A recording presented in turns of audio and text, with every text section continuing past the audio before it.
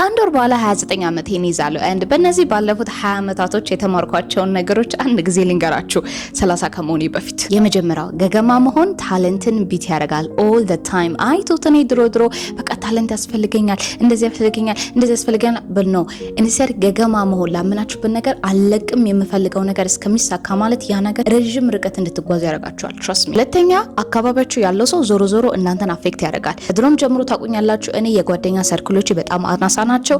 ከዛም ደግሞ አልፎ ተርፎ ብዙ ጊዜያቶች እኔ ብቻዬን ነው የማሳልፈው ምክንያቱም አካባቢ ያለው ሰው አፌክት እንደሚያደርገኝ ቀድሜ ስላወኩኝ ማለት ነው። እሱም ደግሞ ብቻ አለም ኢቭን የምውላቸው ሰዎች ሁሉ ጊዜ አንደኛ ከኔ በላይ ስማርት መሆን አለባቸው፣ ከኔ በላይ ገንዘብ መስራት አለባቸው፣ በብዙ ነገር ከኔ ተሻሉ መሆን አለባቸው። በሌላ ቋንቋ ከኔ ሰርክል ውስጥ እኔ the dumbest one the poorest one መሆን አለብኝ ማለት ነው because ያ ነገር ዳይሬክት ኮሬሌሽን ስላለው ከህይወቴ ጋር። ሶስተኛው ደግሞ ከመናገሬ በፊት ቀድሞ ማሰብ ነው።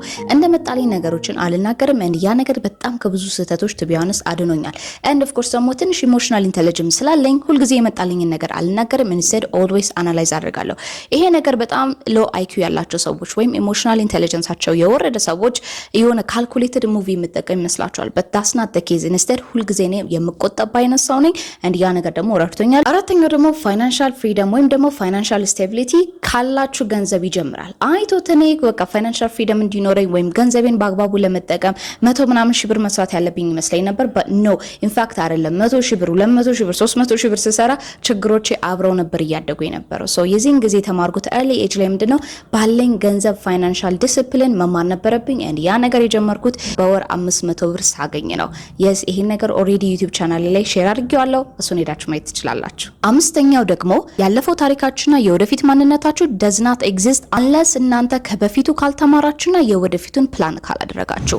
ብዙ ጊዜ ህይወታችንን ከተመለከታችሁ ለዛሬ ነው የምንኖረው ነገ ምንድነው ምናምን ነገር ብዙዎቻችን አናስተውልም። እሱም ደግሞ ብቻ ሳይሆን የትናንትና ታሪካችንንም እንረሳለን።